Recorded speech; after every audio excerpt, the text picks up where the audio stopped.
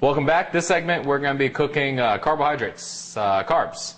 So what we're going to do today, the one I'm going to do is brown rice. And this is one of the classic best carb sources. Just like what we talked about before, the chicken breast, one of the classic protein sources. So remember, protein and carbs every meal. So brown rice, there's a lot of different ways to cook it. What I found to be really tasteful, because you can cook it with just water, brown rice and water, but what I actually like to use is chicken broth. So chicken broth, I'll buy the ones that are 33% less in sodium. Makes a little difference. But chicken broth, because it gives it a lot of taste. And sometimes I also put in tomatoes, chopped up tomatoes that you can buy in a can at the store. And sometimes also even onions too. And chop it up the same way, throw it in there. So you can kind of experiment a little bit, just as long as you have more brown rice than the thing that you're experimenting with, you should be fine. Yeah. So and this brown rice, I would say it's probably in at least 75% of the meals I make with the zero willpower system. Yeah. And after a while, like I think that I don't know if this is just like my superstition, but like since I've been eating brown rice for a while, I actually don't feel right when I don't eat it. It's I think like something in it, the fiber or something, just really makes you feel a lot better. And some of the questions I get sometimes is, well, you know, is it okay to eat carbs, you know, because of the Atkins diet and all that stuff? And really, brown rice is one of the best carb sources. And there is no way you're ever going to get fat eating brown rice. You know, just make sure you keep your portions good, just like what we talked about a little bit earlier. But brown rice is excellent. So don't cut it out. It's good for you. Yeah. And now let's go ahead and drop our chicken broth in there. Again, though, if somebody is just starting off and you really want to eat white rice, I would say, you know, start off with a white rice, and then you can eventually graduate to the brown rice. But just do, you know, do whatever it takes to get started on this, and then later on you can graduate to the absolutely best foods. And that's actually a good point. When I first started, well, you know, me being Asian, I eat rice, you know, all my life. But actually, I didn't eat brown rice when I first started. You know, I'd say white rice because it was something I was just used to, you know. And brown rice is, you know, you don't really see an Asian family eating brown rice. But I got used to it, and once I started eating it, you know, its taste a little different, but still the difference between brown rice and white rice, having a breakdown much easier. It's really good for you when it comes to when you really want to shed those last couple pounds. Yeah. And if you've been eating, let's say, white rice, you know, for a long time, and you want to really go ahead and have that six-pack really come out, switch to brown rice, and I guarantee that's going to be a good change, and you're going to see those extra sheds, extra pounds come off. So, I actually, I remember I first like learned about brown rice, and I tried to make the switch when I was down here, and the very first few times I did it, I hated it. You know, I really didn't like the taste at all. But like I knew it was good for me, so I kept eating it. What I did to kind of like accustom myself to the switch was I made 50-50 rice for a while, where it's half white and half brown rice. Oh yeah, I tried that before. Yeah. And then I did that for a while. Then I went to straight brown rice, and now that I'm on the straight brown rice, I love it. I can't, you know, I'll eat white rice, but I really like brown rice a lot more. So just to let y'all guys know, the amount of rice I used in this one was, where is the size say here? There we go, 28 ounces, or basically 1 pound and 12 ounces. And each of these are 16 ounces. And they usually sell them a little bigger. It's just the grocery store I picked them up at this time didn't have them. And the amount of water or the amount of chicken broth or any type of liquid you go with it, what you want to do, you can, there's a lot of different ways to measure it, but the way I found to be easiest is actually you can take your pinky, or you can basically measure it to where it's 1.5 inches over the rice. The liquid has to be 1.5 inches over the rice. And the way you can do it is all you do is stick your pinky down in there, and there we go, and yeah, 1.5 inches, so we're perfect. So close the lid, and good old rice cooker. Rice cookers, you can find them to be very expensive. Sometimes they're really cheap. Go for the cheap ones. This one is actually, this one costs I think about $99 or 100, maybe 100, a little over. I forgot, bought it a little while ago. But you can actually go to your local store and you can pick them up as cheap as about $20. Yeah. I would say, like, if you want to follow this plan, then you gotta have a rice cooker. It makes things so much easier. Yeah, yeah. I mean, you can cook it on the stove top, but it takes so much longer, and it's such a hassle. The rice cookers, you know, you just hit the button and forget about it, and you get a little, you get a little sound with it. Your, extra money. There you go. That's where the other $80 went. The little sawn. So there you go. It's cooking, and that's it. Right. Okay, so let's go into the next carb source, which is potatoes. So when you're making these roasted potatoes, I really prefer these red ones. I find these red ones kind of have a better flavor. You can also use the white potatoes, doesn't really matter that much, but the red ones I find are a little bit better. So what you want to do is chop these up into fairly small pieces. Something like this, you can just do like thirds. And just chop these up like pretty small so it cooks fast. This, I would say, is one of the more labor-intensive things in the zero willpower system, but it's still super easy.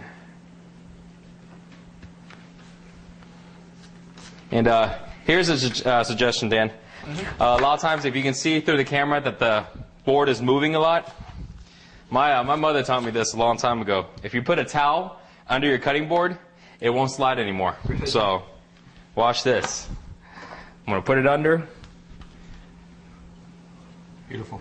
And now doesn't slide anymore, right? Yeah, that's a lot better. Yeah. But to be straight up, when I'm at home, I don't have a cutting board, so I cut these all on paper plates. Oh, well, that would work too. Yeah. So if you wanna go get on, that's the way to do it. So I like these. Yeah. Again, like the brown rice is, you know, the easiest, I think, and also one of the best carb sources. So that's the main thing. But this is kind of the variety. Yeah. And potatoes are good, but I just want to let you know, if you're really looking for the extreme way to really stay lean, potatoes are okay to eat sometimes. But if you're not very active and you don't find yourself burning a lot of calories every day, sometimes people's work, they sit in front of the computer, answering phones, things like that.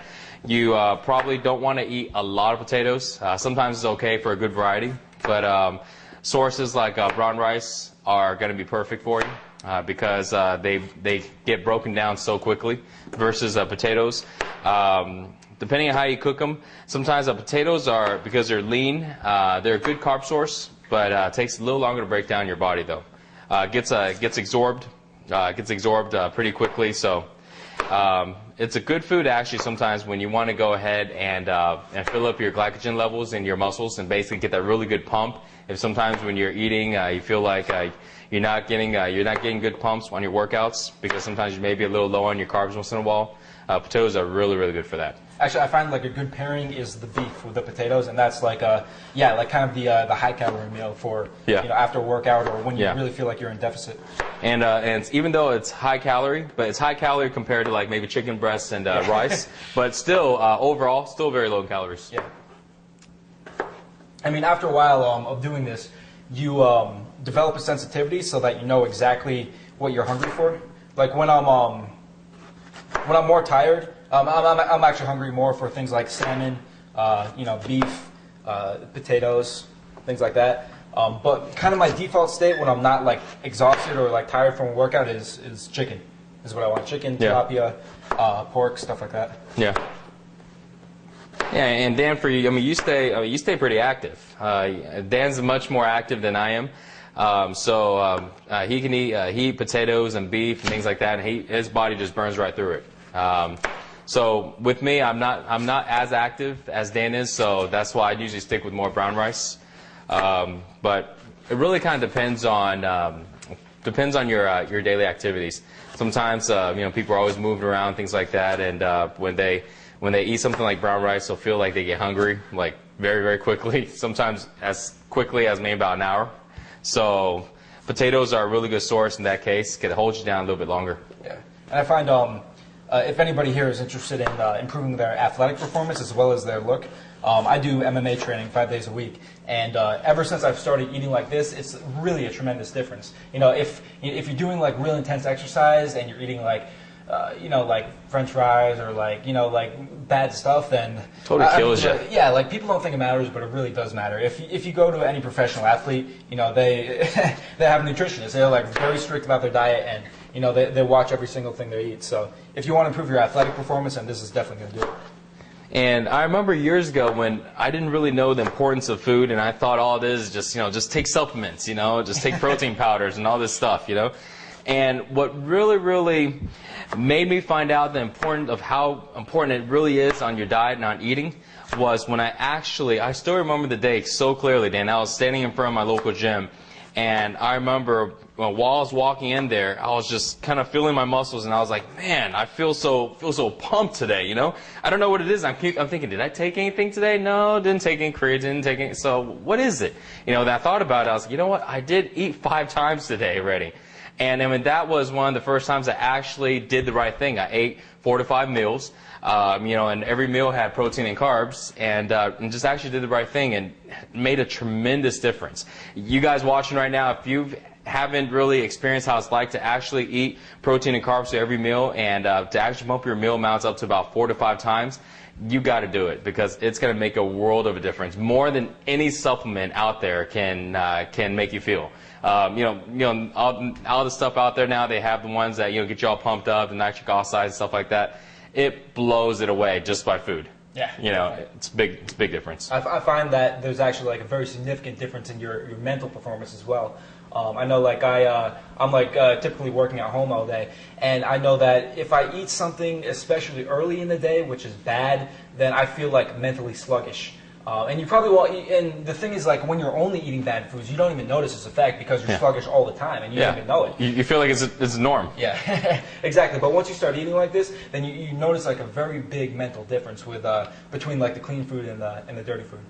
So how are you going to cook these, Dan? I'm going to actually grab a baking sheet real quick, and we'll be right back. Okay, so we have you know, like a very simple pan here. This is one of the few pans I actually do recommend you buy.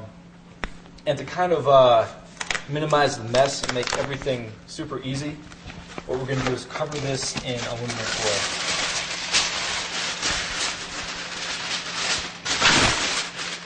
So just throw that right in there.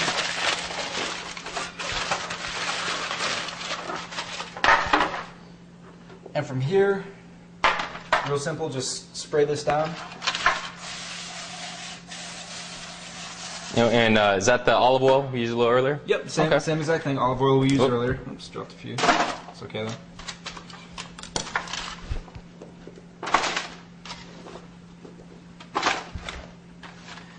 Now, I actually, you can see here, I actually have a little bit too much for this pan. Ideally, you're going to have this so that it's just one layer of potatoes. But if it's like this, it doesn't matter that much. It's just going to take. It'll still cook, right? Yeah.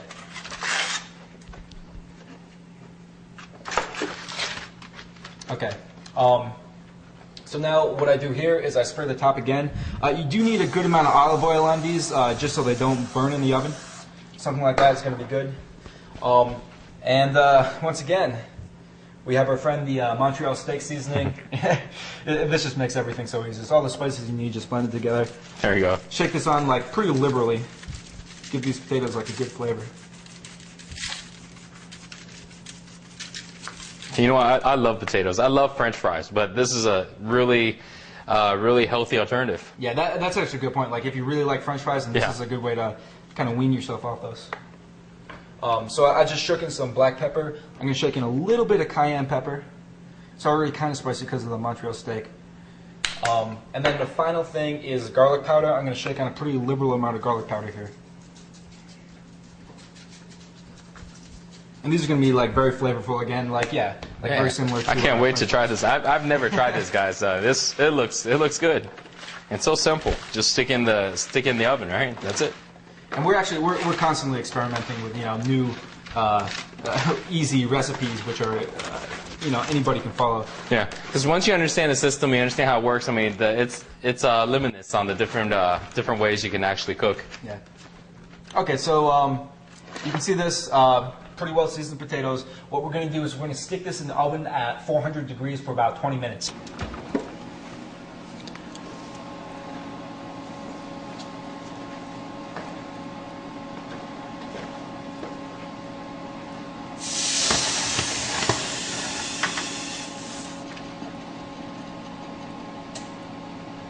Welcome back, guys.